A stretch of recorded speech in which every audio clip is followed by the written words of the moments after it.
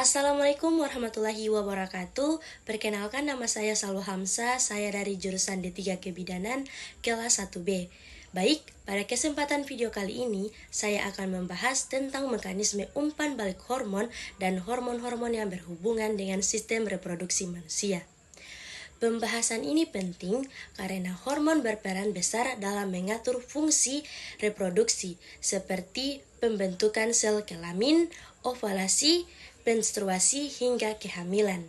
Baik, kita langsung saja ke materi pertama, yaitu pengertian mekanisme umpan balik hormon adalah cara tubuh mengatur dan menyeimbangkan kadar hormon agar tetap normal atau disebut homeostasis. Kemudian ada dua jenis utama mekanisme umpan balik, yaitu yang pertama umpan balik negatif. Terjadi ketika kadar suatu hormon dalam darah meningkat lalu menghambat produksi hormon lain untuk menjaga keseimbangan. Contohnya saat kadar estrogen dan progesteron tinggi setelah ovulasi, maka pelepasan FSH akan ditekan agar tidak terjadi pematangan folikel baru. Pada pria, kadar testosteron tinggi akan menekan sekresi GnRH dari hipotalamus dan LH dari hipofisis. Jadi, umpan balik negatif menjaga agar kadar hormon tidak berlebihan. Kemudian ada umpan balik positif. Terjadi ketika peningkatan kadar hormon justru merangsang pelepasan hormon lain agar responnya semakin kuat. Contohnya, menjelang ovulasi, kadar estrogen yang tinggi merangsang hipofisis untuk mengeluarkan LH dalam jumlah besar. LH surge inilah yang memicu ovulasi, yaitu keluarnya sel telur dari ovarium. Ini masih ada sambungan.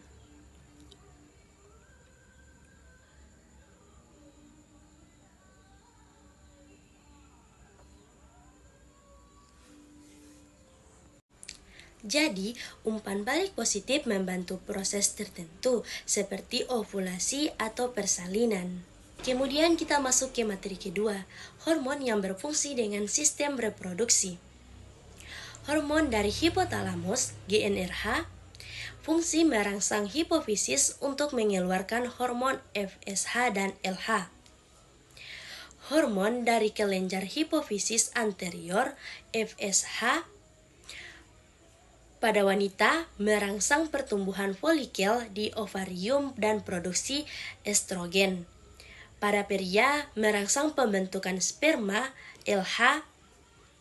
Kemudian pada wanita memicu ovulasi dan pembentukan korpus luteum yang menghasilkan progesteron.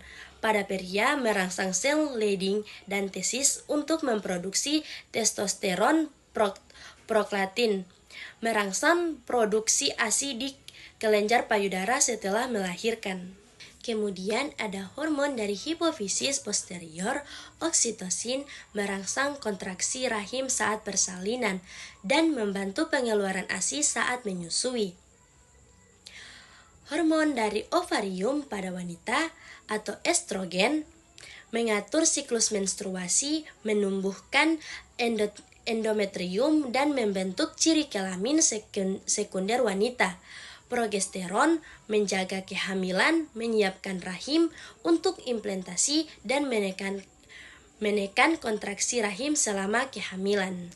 Kemudian hormon dari testis pada pria, testosteron mengatur pembentukan sperma dan mengembangkan ciri kelamin sekunder pria seperti suara berat dan otot yang kuat.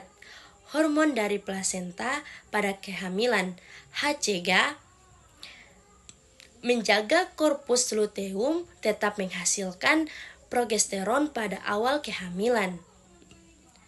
HPL menyiapkan payudara untuk laktasi dan mengatur metabolisme selama kehamilan. Kita masuk ke contoh mekanisme umpan balik dan sistem reproduksi wanita.